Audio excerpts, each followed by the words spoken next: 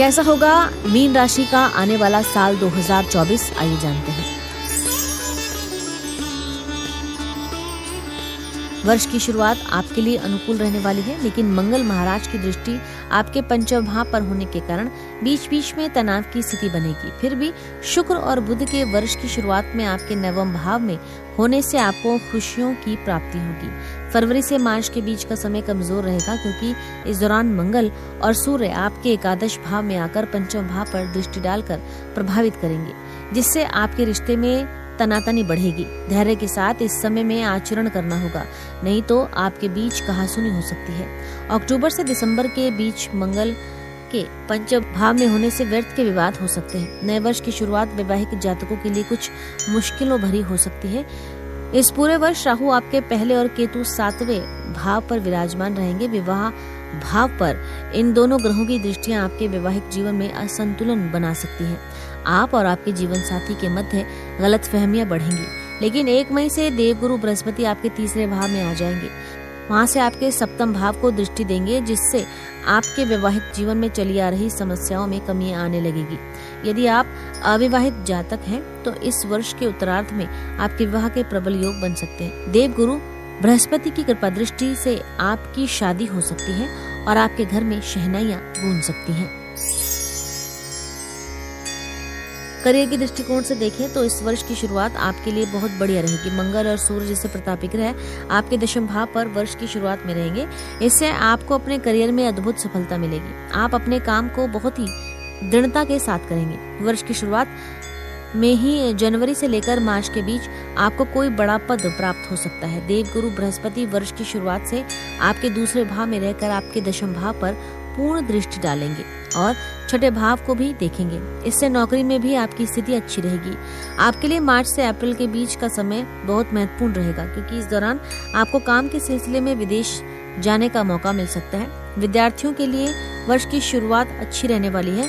वर्ष की शुरुआत में ग्रहों की स्थिति के चलते आप शिक्षा को बड़े ही मन से करेंगे और अपनी चुनौतियों को दूर करने में ध्यान देंगे।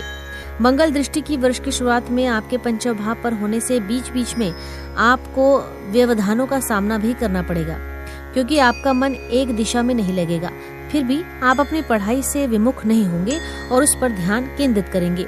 अक्टूबर में जब मंगल पंचम भाव में आएंगे तो वह समय कुछ कमजोर रहेगा, क्योंकि यह अपनी नीच राशि कर्क में स्थित होंगे। इसलिए इस दौरान आपको कितनी भी चुनौतियों का सामना क्यों न करना पड़े, लेकिन अपनी पढ़ाई से विमुख न हो और मेहनत करते रहें। प्रतियोगिता परीक्षा की तैयारियां कर रहे विद्यार्थियों को नववर्ष की शुरुआत में शनिदेव की दृष्टि द्वादश भाव से 6ठे भाव में होने के कारण और देवगुरु बृहस्पति की दृष्टि 2रे भाव से 6ठे भाव पर रहने के कारण प्रतियोगिता परीक्षा में बहुत ही अच्छे अंकों के साथ सफल होने का मौका मिल सकता है।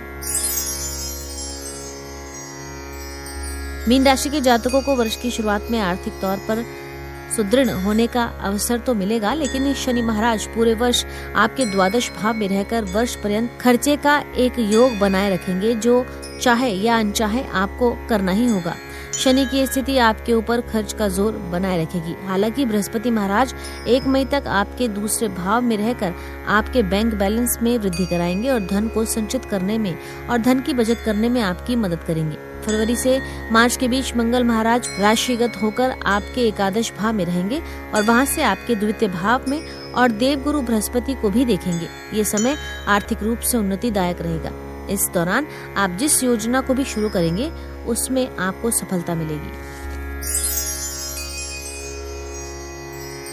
स्वास्थ्य के दृष्टिकोण से वर्ष की शुरुआत उतार चढ़ाव से भरी रहने वाली है। आपकी राशि में पूरे वर्ष राहु की उपस्थिति और सप्तम भाव में केतु का विराजमान होना आपके स्वास्थ्य के लिए अनुकूल नहीं रहेगा। इसलिए आपको किसी भी तरह का शारीरिक समस्या से बचने के लिए विभिन्न प्रकार के बचावों पर ध्यान देना होगा। शनि महाराज भी द्वादश भाव में बने रहेंगे, जो आपको आंखों में समस्या, पैरों में दर्द, एड़ी में दर्द, चोट मोच जैसी समस्याएं दे सकते हैं। नेत्र पीड़ा और आंखों से पानी बहना जैसी समस्याएं भी आपको परेशान कर सकती हैं। अप्रैल से मई के बीच विशेष रूप से अपने स्वास्थ्य का ध्यान रखें। इस दौरान स्वास्थ्य बिगड़ने से आपको ज्यादा परेशानियां उठानी पड़ सकती हैं। ज्योतिष उपाय में मीन राशि वालों को बुधवार के दिन सायंकाल में किसी मंदिर में काले तिलों का दान करना चाहिए। उत्तम गुणवत्ता वाला पुखराज रत्न सोने की मुद्रिका में तर्जनी उंगली में बृहस्पतिवार के दिन धारण करना जातकों के लिए सर्वाधिक शुभ रहेगा, लेकिन आप ज्योतिष परामर्श अवश्य ले लें, तभी आप कोई भी रत्न धारण करें। आपको देवगुरु बृहस्पति के बीज मंत्र का जाप करना चाहिए। साथ ही प्रत्येक शनिवार को सायंकाल के समय पीपल के पेड़ के नीचे सरसों के तेल का दीपक जलाना चाहिए। इसी के साथ आपको नव वर्ष 2024 की हार्दिक शुभकामनाएं। हम आशा करते हैं कि आपका आने वाला नया साल आपके जीवन में नई खुशियां और ऊर्जा लेकर आए।